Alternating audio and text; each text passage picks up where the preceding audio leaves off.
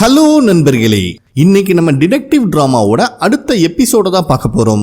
எபிசோடோட ஸ்டார்டிங்லயே நீங்க ஏதோ ஆர்ட் ஒர்க் தான் தேடி வந்தீங்கன்னு கேள்விப்பட்டேன், அதை பார்க்கலாமா அப்படின்னு அந்த டைரக்டர் சியான் கேட்கிறாரு. அப்ப நம்ம மின் இருந்துட்டு அந்த ப்ரொஃபசர் வீட்டில் காணாம போன அந்த பர்டிகுலர் பெயிண்டிங்கோட பேரை சொல்லி அது உங்ககிட்ட தான் இருக்குன்னு கேள்விப்பட்ட அந்த டிராயிங்கை ஃபர்ஸ்ட் பார்க்கலாமான்னு கேட்கிறா. இதை கேள்விப்படும் போதே அந்த டைரக்டர் சியானோட மூஞ்சி லைட்டா மாறுது. அந்த விஷயம் உங்களுக்கு எப்படி தெரியும் அப்படிங்கிற மாதிரி அந்த சியான் கேட்கிறான். அதுக்கு மின் இருந்துட்டு ஆல்ரெடி அந்த மாஸ்டரை பார்த்தாலே, அவதான் மின்னோட அப்பாக்கு கடமைப்பட்டிருக்கேன்னு சொல்லி ஹெல்ப் பண்ணானே, அவனோட பேரை சொல்லி அவரு தான் இதை சொன்னாரு அப்படின்னு சொல்றா. அந்த வயசான மாஸ்டர் சும்மாவே இருக்க மாட்டாங்க.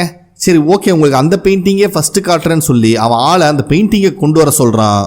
இந்த சமயத்துல எதுக்கு சும்மா இருக்கணும்னு அந்த சியானு நம்ம சீனியரை பார்த்து ஜாப்பனீஸ்ல இந்த ஆர்ட் மார்க்கெட்ல என்ன ஸ்டேட்டஸ்ல இருக்கு அப்படின்னு ஜாப்பனீஸ்ல கேக்குறான். நம்ம ஆளுக்கு தான் ஒண்ணுமே புரியாது. ஆல்ரெடி டிரான்ஸ்லேட்டர் தான் ஹெட்போன்ல கனெக்ட் ஆயிருக்காளே, அவ சொல்ல சொல்ல திக்கி திணறி நம்ம சீனியரும் ஜாப்பனீஸ்ல நல்லாவே போயிட்டு இருக்கு அப்படின்னு சொல்ல வராரு.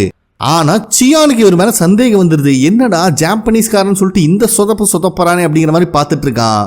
அதுக்கப்புறம் சியான் இருந்துட்டு கொரியன்ல காஃபி எடுத்து குடிங்க அப்படிங்கிற மாதிரி சொன்ன உடனே நம்ம சீனியரும் ஓகேன்னு சொல்லிடுறாரு. என்னம்மா ஜாப்பனீஸே வராத வாயில கொரியாக்கலா பதில் வருது அப்படிங்கிற மாதிரி கேட்டுறா. இவங்க எல்லாத்துக்கும் தூக்கி வாரி போட்டுருது. இவங்களுக்கு என்ன சொல்லி சமாளிக்கிறதுனே தெரியல. அப்ப ஹெட்போன்ல கனெக்ட் ஆயிருக்கிற அந்த டிரான்ஸ்லேட்டர் லேடி இருந்துட்டு ஓகே சொல்லல, மட்டும்தான் சொன்ன அப்படிங்கிற மாதிரி சொல்லி சமாளிக்கிறா. இதை புரிஞ்சுக்கிட்ட மின்னும் அவருக்கு ஸ்ட்ரோக் வந்திருக்குங்க, எப்ப பார்த்தாலும் மட்டும்தான் சொல்லுவாரு அப்படின்னு சொல்லி அவளும் சமாளிச்சிடறா. பாவம், இந்த சீனியரை நடிக்க வைக்கிறதுக்கு வெளியே வண்டிக்குள்ள 3 பேரும் படாத பாடுபட்டு இருக்காங்க. அதுக்கப்புறம் இதை சமாளிக்கணுமேங்கிறக்காக டீ அருமையா இருக்கு அப்படின்னு ஜாப்பனீஸ்ல சொல்றாரு. இதை கேட்ட உடனே தான் சியானுக்கு நிம்மதியா இருக்கு, உண்மையான ஜாப்பனீஸ்காரங்க அப்படின்னு நம்பிடுறான்.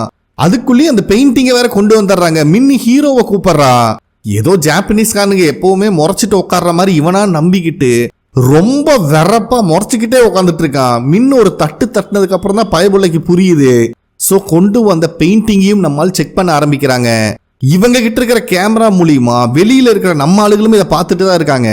மின்னும் ஹீரோவும் இந்த டிராயிங் உண்மைதானா அப்படின்னு சின்சியரா செக் பண்ணிட்டு இருக்கும் போது அந்த டைரக்டர் சியான் இருந்துட்டு நீங்க என்னை நம்பலாங்க, இது ஒரிஜினல் டிராயிங் தான் அப்படின்னு சொல்ல வரான். அப்ப மின் வந்துட்டு வாய மூடு, நாங்க தான் செக் பண்ணிட்டு இருக்கோம்ல அப்படிங்கிற மாதிரி சொல்லி நோஸ் கட் பண்ணிடுறா. இவனுக்கு ஒன்னும் புரியல, என்னடா டிராயிங் வரக்கு முன்னாடி ஒரு மாதிரி பேசிட்டு இருந்தாங்க, இப்ப ஒரு மாதிரி பேசுறாங்களேன்னு பார்த்துட்டு இருக்கான். அப்ப ஹீரோ இருந்துட்டு மின்ன பார்த்து டிடெக்டிவ் கொஞ்சம் நல்லா சர்ச் பண்ணுங்கன்னு சொல்லும் போது சியானோட மூஞ்சி மாறுது. இதோட நிறுத்தி இருக்கலாம். அதுக்கப்புறம் சீனியரை பார்த்து டிடெக்டிவ் நீங்க ஏன் சும்மா இருக்கீங்க, நீங்க வந்து உங்க பங்குக்கு உங்க வேலையை பாருங்கன்னு சொல்றான். சியானுக்கு ஒன்னும் புரியல. ஏன்பா டிடெக்டிவ்ங்கிறது உங்களோட நிக் நேமான்னு கேட்கும் போது சீனியர் டபால் அந்த சேர்ல இருந்து எந்திரிச்சிடுறாரு. டேய், எங்க நிக் நேம் எல்லாம் வேற, டிடெக்டிவ்ங்கிறது எங்க ப்ரொஃபஷன் சொன்னதுக்கு அப்புறம் தான் அவனுக்கு புரியுது, மொத்தமா ஸ்கெட்ச போட்டானுங்கன்னு. அங்கிருந்து தலைதறிக்க ஓடுறான் சியான். அவன் பின்னாடியே அமாளுகளை ஓடி வரானுங்க. அட பைத்தியங்களா, என்னை காப்பாத்துறதாண்டா உன்னோட வேலை, அவங்கள போய் தடுத்து நிறுத்துங்கடான்னு சொல்லிட்டு அவன் ஓடிடுறான். ஹீரோக்கு இதுக்கெல்லாம் டைம் இல்ல. சீனியர் ரொம்ப நேரமா உட்காந்துட்டீங்க, போய் உங்க வேலையை காட்டுங்கன்னு இவன் பெயிண்டிங்லயே கான்சென்ட்ரேட் பண்றான். சோ அங்க வந்த சீனியரும் தம்பிகளா, ஏற்கனவே சிங்கத்தை 2 வீல் இருக்கிற சேர்ல ரொம்ப நேரமா கட்டி போட்டானுங்க, இப்பதான் ரிலீஸ் பண்ணி விட்டுருக்கானுங்க, அநியாயத்துக்கு நடுவுல வந்து அடி வாங்கிக்காதீங்களான்னு சொன்னாலும் அவனுக்கு கேட்க மாட்டேங்கிறானுங்க. வாங்கிட்டு தான் போவன்னு ஒத்த காலில் நிக்கிறானுங்க. சரி ஓகே, ஆளுக்கு ஒரு பஞ்சு, மொத்தம் 4 பஞ்சு தான் சொல்லிட்டு 3 பேத்த ஒவ்வொரு பஞ்சில நாக் அவுட் ஆக்குறாரு. இத பாக்குற மத்தவனுக்கு எல்லாம் ஷாக் ஆகி அந்த இடத்துல குமிஞ்சு சரண்டர் ஆயிடுறானுங்க. ஐயா, இதுக்கு மேல எங்களை அடிக்காதீங்க, எங்க பாஸ் அங்கதான் போயிட்டு இருக்காரு, நீங்க அவரை போய் புடிங்க அப்படின்னு சரண்டர் ஆயிடுறானுங்க. வெளியில வந்த சியானும் இப்பதான் நோட் பண்றான், அவன் கார் கீ அவன் கொண்டு வரலையாட்டு இருக்கு. அப்ப அவனோட அசிஸ்டன்ட் எவனோ ஒருத்தனுக்கு கால் பண்ணி டே சீக்கிரம் காரை அனுப்புங்களான்னு சொல்லும் போதே முன்னாடி ஒரு கார் வந்து நிக்குது. அப்பாடா வந்துருச்சுன்னா குடுகுடுன்னு ஓடி வந்து அந்த காருக்குள்ள ஏறி உட்கார்ந்தாதான் தெரியுது அது நம்ம டிடெக்டிவோட காரு. மொத்த டீமும் உள்ளதா இருக்கே. அப்ப நம்ம கண்ணாடிக்காரனும் சார் நாங்களும் போலீஸ் தான், உங்களை அரெஸ்ட் பண்றோம்னு சொல்லி ஹேண்ட் கஃப் போடும் போதே இந்த சியான் இருந்துட்டு நான் கொரியன் கிடையாதுங்க, நான் ஜாப்பனீஸ் அப்படின்னு ஜாப்பனீஸ்ல பேசுறான். இவங்க தான் ஆல்ரெடி டிரான்ஸ்லேட்டர் ஒரு லேடியை கூப்பிட்டு வந்திருக்காங்களே. அப்ப அந்த டிரான்ஸ்லேட்டர் லேடி இருந்துட்டு ஐயா நீங்க ஜாப்பனீஸா இருந்தாலும் பரவாயில்ல, நாங்க உங்களை அரெஸ்ட் பண்ண தான் போறோம்னு அவன் ஜாப்பனீஸ்ல சொன்ன உடனே இவனுக்கு என்ன பேசுறதுன்னே தெரியல. மொத்தமா பிளான் பண்ணி வந்துட்டானுங்க, இன்னைக்கு சங்கூத போறானுங்கன்னு மட்டும் தெரிஞ்சிருது. சோ ஒரு வழியா இவனை அரெஸ்ட் பண்ணியாச்சு அப்படிங்கிற சந்தோஷத்துல நம்ம ஆளுகளும் மரண மாசம் ஒரு வாக் போட்டு வராங்க. மின் கையில தான் அந்த டிராயிங்கும் இருக்கு. அப்ப கரெக்டா நம்ம ஆளுகளுக்கு மேல நிறைய புறா பறந்துட்டு இருக்கு. ஆல்ரெடி ஒரு டைம் சீனியர் புறாவை யூஸ் பண்ணிதான் இவனுக்கு இந்த பெயிண்டிங்கை கடத்தி இருப்பானுங்கன்னு சீனியர் கெஸ் பண்ணிருப்பாரு. அதனால அதே மாஸ்க் போட்ட புறா நல்ல வேலை எங்க மேல போட்ட பழிய நீக்கிட்டீங்க அப்படின்னு இவனுக்கு சல்யூட் அடிக்கிற மாதிரி காட்டுறானுங்க. நெக்ஸ்ட் சீன்ல ஹீரோ இந்த கேஸை முடிச்சிட்டேன் அப்படிங்கிற விஷயத்த கமிஷனருக்கு ஃபோன் பண்ணி சொல்றான். இதை கேட்கிற அவருக்கு ரொம்ப சந்தோஷமாயிருது. டேய் கவலைப்படாத, உன்னை நான் ப்ரொமோட் பண்றேன், நெக்ஸ்ட் நீ ஹெட் ஆஃபீஸ்க்கு பேசாம போயிருன்னு அவர் சொல்லும்போது ஹீரோ இருந்துட்டு எனக்கு அதெல்லாம் தேவையில்லை, ஆல்ரெடி நான் சொன்ன மாதிரி என் மொத்த டீமுக்கும் ரிவார்டு வேணும், ஏன்னா இந்த கேஸுக்காக என்னோட டீம் ரொம்ப கஷ்டப்பட்டு வேலை செஞ்சிருக்காங்க, அதனால அவங்களுக்கு ரிவார்டை கொடுத்து அவங்களை கௌரவப்படுத்துங்க அப்படிங்கிற மாதிரி சொல்லிடுறான். நெக்ஸ்ட் சீன்ல ஹீரோ ரெக்வஸ்ட் பண்ண மாதிரியே கமிஷனர் அவன் டீமை ரிவார்டு கொடுத்து கௌரவப்படுத்துறாரு. அப்ப ஃபர்ஸ்ட் சீனியர் ரிவார்டு வாங்கும்போது ரொம்ப சத்தமா பேரை சொல்றாரு. இதை கேட்கிற கமிஷனர் சந்தோஷமா இருக்கு, இந்த டீம் இவ்வளவு சத்தமா பேசுமான்னு. நெக்ஸ்ட் கண்ணாடிக்காரன் விடுவானா, சீனியரை விட நம்ம அதிகமா பெர்ஃபார்மன்ஸ் பண்ணுண்டான்னு சொல்லிட்டு அவரை விட இவன் அதிகமா கத்துறான். கமிஷனருக்கு ஒரு மாதிரி ஆயிடுது, என்னடா இந்த கத்துறானுங்கன்னு பாத்துட்டு இருக்காரு. மூணாவதுதான் மின்னு எலிப்புழுக்கமா இருந்துட்டு கத்துவா பாருங்க. கமிஷனர் ஒரு நிமிஷம் கேர் ஆயிடுறாரு. பரவாயில்லமா, நல்லா தான் வேலை செஞ்சீங்க, கொஞ்சம் பொறுமையா பேசுங்க அப்படின்ட்டு கடைசியா ஜூனியர் கிட்ட வராரு. அவன் ஆல்ரெடி மூச்செல்லாம் இழுத்து புடிச்சிட்டு ரெடியா இருக்கான். பயபுள்ள அவனோட பேரை சொல்லி கத்துவான். கமிஷனருக்கு ஒரு நிமிஷம் காதை கிழிஞ்சிருமாட்டிருக்கு. இவன் கத்தல அவர் ஸ்லிப் ஆகி உழுகவே போயிடுறாருன்னா பாத்துக்கோங்களேன். அதுக்கப்புறம் கடைசியா ஒரு குரூப் போட்டோ எடுத்துட்டு டே டீமா நல்லா ஒர்க் பண்ணீங்கன்னு தெரியாம அவர் சொல்லிடுறாரு கமிஷனரு. ஐயா நன்றின்னு ஒரு சத்தம் போடுறானுங்க, ரெண்டு காதும் கொய்யோன்னு ஆயிருது. சோ ரொம்ப வருஷம் கழிச்சு இந்த டீம் ஒரு நல்ல பர்ஃபார்மன்ஸை கொடுத்து நல்ல பேர் வாங்கின சந்தோஷத்துல இருக்கானுங்க ஒவ்வொருத்தனும். நெக்ஸ்ட் டே மின்னி எப்பவும் போல ஸ்டேஷன்ல உட்காந்து நோட்டை விட்டுட்டு இருக்கா. அப்ப கரெக்டா ஹீரோ அங்க வந்துடுறான். என்னம்மா யார்கிட்ட கார்டு இருக்குன்னு கண்டுபிடிச்சிட்டியாட்டுருக்குன்னு இவன் கேட்கும் போதே, அட ஆமாங்க, அந்த அப்பார்ட்மெண்ட் கேஸ் விஷயமா அந்த ஸ்கூல் பையன் இங்கேதான் ஒரு அன்னோன் பர்சன் கிட்ட கார்டை வித்திருக்கான். நான் சிசிடிவி ஃபுட்டேஜை செக் பண்ண வரைக்கும் இந்த ஸ்டேஷன்ல தான் ரெகுலரா யூஸ் பண்ணிட்டு இருக்கான். அதுவும் இது வர டைம் தான். பாவம் அந்த வயசானவர் அந்த கார்டுல பொண்ணோட போட்டோ இருக்குன்னு ரொம்ப ரெக்வஸ்ட் பண்ணி கேட்டார்ல, எப்படியாவது வாங்கி தரணும்னு நானும் நினைக்கிறேன் அப்படின்னு சொல்லிட்டு இருக்கும் போதே அந்த சஸ்பெக்ட் காரங்க வந்துடுறான். மின்னும் அவங்ககிட்ட போய் பேசுறான். என்ன பேசுனாங்கிறது நம்மளுக்கு காட்டல, பட் கார்டோட வந்துடுறா.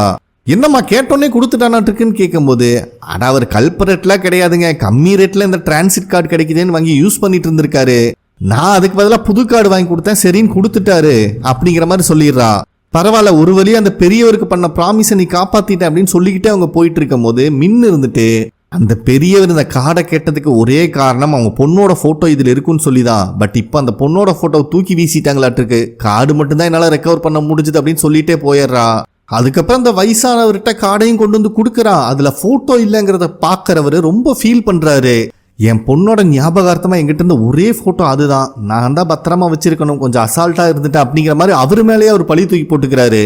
இதை கேட்கிற மின்னுக்கு ஒரு மாதிரி ஆயிருது, ஒருவேளை பொண்ணுக்கு ஏதாவது ஆயிருக்கும் அப்படின்னு சங்கடப்பட்டு கேட்க வரா. அப்ப அந்த பெரியவர் இருந்துட்டு, ஐயோ என் பொண்ணு குழந்தை குட்டியோட நல்லா சந்தோஷமா இருக்காமா, ஆனா என் கூட தான் யாரும் பேசுறது இல்ல, ஏன்னா சின்ன வயசுல நான் ஒரு நல்ல ஹஸ்பண்டாவும் இல்ல, அந்த குழந்தைக்கு நல்ல அப்பாவாவும் இல்ல, அதனால என்னை விட்டு அவங்க போய் பல வருஷம் ஆச்சுமா, நான் பண்ண தப்ப நினைச்சு நான் வருத்தப்படாத நாளே இல்ல, பட் என்ன பண்றது என்னோட தலையெழுத்து, பட் இருந்தாலும் நீ கார்டை திருப்பி கொண்டு வந்துட்டு அதுக்கு ரொம்ப தேங்க்ஸ் அப்படின்னு சொல்லிடுறாரு.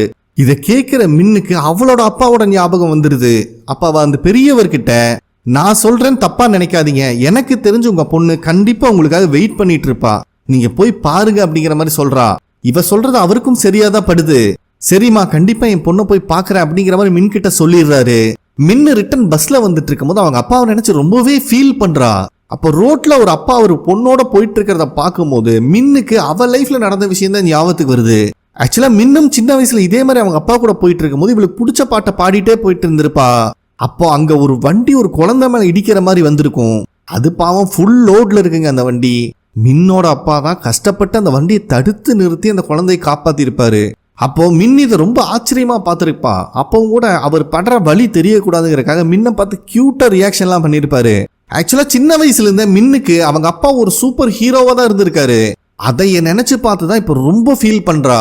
கடைசியா ஒரு பஸ் ஸ்டாப்ல இறங்கிடுறா. அது பார்த்தா அவங்க அப்பாவை அடைச்சு வச்சிருக்கா அந்த பிரிசன் இருக்கிற பஸ் ஸ்டாப்புக்கு தான் வந்திருக்கா. ஒரு வழியா அவங்க அப்பாவை ஃபைனலா மீட் பண்ண முடிவெடுத்துட்டாலாட்டிருக்கு. ஸோ அந்த ஜெயிலுக்குள்ளேயும் வந்தா ஒரு ரெக்வஸ்ட் ஃபார்ம் இருக்கு, அதை ஃபில் பண்ண ஆரம்பிக்கிறா. அவங்க அப்பாவோட நம்பர் 8844. அப்ப அந்த விசிட்டர்ஸ் ரெக்வஸ்ட் ஃபார்ம்ல ரிலேஷன்ஷிப் கேட்டிருக்கு. அதை பார்க்கும்போது ஹீரோ சொன்ன விஷயம் தான் அவளுக்கு ஞாபகத்துக்கு வருது. என்ன நடந்தாலும் சரி, உன் மனசு என்ன சொல்லுதோ அதை கேட்டு நடந்துக்கோ, அப்பதான் கடைசியில மத்தவங்களும் வருத்தப்பட மாட்டாங்க, நீயும் வருத்தப்பட மாட்டேன்னு சொல்லியிருப்பான். அதை நினைச்சு பார்த்துட்டு ஃபர்ஸ்ட் டைம் ரிலேஷன்ஷிப்ல டாட்டர்னு எழுதுறா. ஒரு வழியா கடைசியா அவங்க அப்பாக்காக வெயிட் பண்ணிட்டு இருக்கா விசிட்டிங் ரூம்ல. அப்ப கடைசியா அவ சிஸ்டர்காரையும் கூட சொல்லியிருப்பா, நீ ஓவரா பண்ணாத, என்னதான் இருந்தாலும் அவர் நம்ம அப்பா அப்படின்னு. அது மட்டும் இல்லாம இப்ப இந்த கேஸ் விஷயமா கடைசியா ஒரு மாஸ்டரை போய் மீட் பண்ணும்போது உங்க அப்பாவுக்கு நான் கடமைப்பட்டிருக்கேன்னு சொல்லி தான் இந்த டிராயிங்கை ரெக்கவர் பண்றதுக்கு அவர் ஹெல்ப் பண்ணியிருப்பாரு.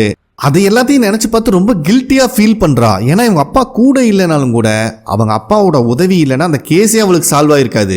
அப்ப கரெக்டா அவங்க அப்பாவும் அங்க வந்துடுறாரு. இதை பாக்குற இவ ஓவர் எமோஷனல் ஆயிடுறா. சொல்ல போனா அவங்க அப்பாவுக்கு தான் ஆச்சரியம் தாங்க முடியல. ஏன்னா அவர் இந்த ஜெயிலுக்கு வந்ததிலிருந்தே இவ வந்து பார்த்தது இல்லையாட்டிருக்கு. அவர் ஓவர் எமோஷனல் ஆகுறாரு. மின்னு எல்லா எமோஷனையும் கண்ட்ரோல் பண்ணிட்டு அவங்க அப்பாட்ட சாரி கேட்க வரா. ஆனா அவங்க அப்பா இதை புரிஞ்சுக்கிட்டு ஒண்ணு இல்லடா நீ தான் வந்துட்டீல அப்படிங்கிற மாதிரி அசால்ட்டா பதில் சொல்றாரு. இத கேட்கிற இவ இன்னும் எமோஷனல் ஆயிடுறா. அப்போ பேக்ல இருந்து அவ கொண்டு வந்த டிஃபன் பாக்ஸ் எடுத்து மேல வச்சுட்டு ஹாப்பி பர்த்டே அப்பா அப்படின்னு சொல்றா. ஆக்சுவலா கொஞ்சம் லேட்டா வந்தாலும் ரொம்ப வருஷம் கழிச்சு ஃபர்ஸ்ட் டைம் விஷ் பண்ணியிருக்காளே அவங்க அப்பாக்கு, அதுவும் நேர்ல வந்து. இத கேட்கிற இவரு ரொம்ப சந்தோஷமாயிடுறாரு. ஒரு வழியா மின்னுக்கு அவங்க அப்பா கூட இருக்கிற மிஸ் அண்டர்ஸ்டாண்டிங் சால்வ் ஆயிருச்சு அப்படிங்கிற மாதிரி காட்டி இந்த இடத்துல இந்த எபிசோட கம்ப்ளீட் பண்றாங்க. ஓகே ஃப்ரெண்ட்ஸ், கண்டிப்பா உங்களுக்கு பிடிச்சிருக்கும் நம்புறேன். நெக்ஸ்ட் எபிசோட மீட் பண்ணலாம். நன்றி.